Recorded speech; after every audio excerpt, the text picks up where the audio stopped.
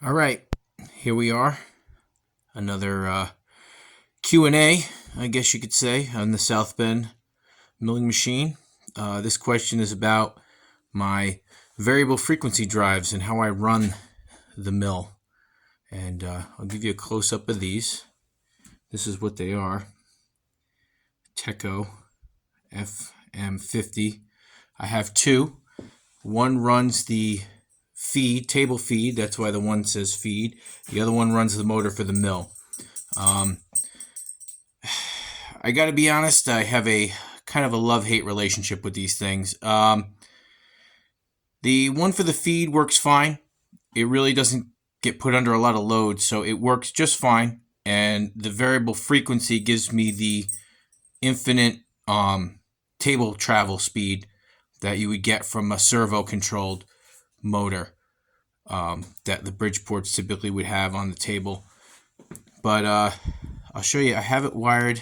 They plug into 110. I'll show you. I have a switch right back here.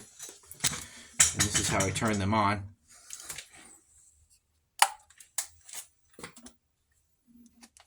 I just have it wired into a plug. And they're on. And the problem I have with this, though, and I am actually about to replace the one for the mill and put a static phase converter for the head, because let me see what happens here. When they really don't give you the power that you need.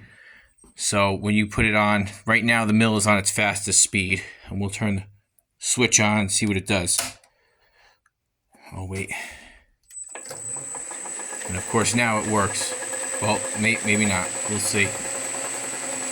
It just doesn't have the power to get it up to speed, even with no load, not even taking a cut. Now, luckily for me, I don't use this speed very often. So, yeah, see, look, it gives you an overload. It's just not enough. It's just not enough. That's the mill with the fastest RPM. That's where we have the problem. So for that reason, I will be replacing it. I bought the static phase converter. It'll mount on the wall, just like the one I have there for the lathe. But yeah, that's my setup. I do like it, as I said, for the table feed. Actually, I can show you that now. Turn it on. I do have it engaged. Here we go. It kicks on.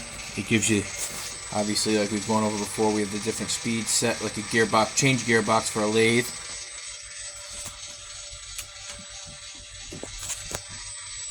That controls your table direction, if I haven't gone over that before. And we're moving.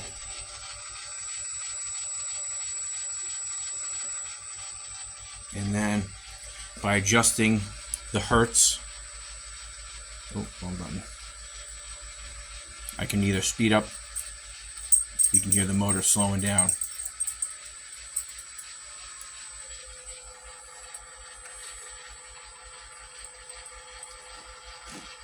Or speed back up.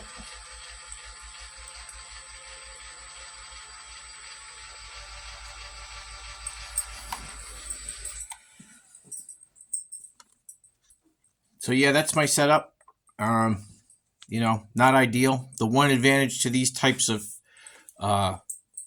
VFDs is it does run off of 110. You can put a standard outlet on there like I have here and plug it right into your wall. That's the advantage to them. The disadvantage is, like I showed you, they just don't have the power in a lot of cases to run. When I'm on any other speed other than the fastest one, the mill will run. But as I showed you, they just don't have it. They don't have it because you're starting. You know, the way it works is it probably just uses 3 phases to get the motor started, and then runs it on 110, which would give it 1/3 the horsepower. Which 1/3 the horsepower for this motor, which is, let me see if I could show you. So that's the motor there. So it is a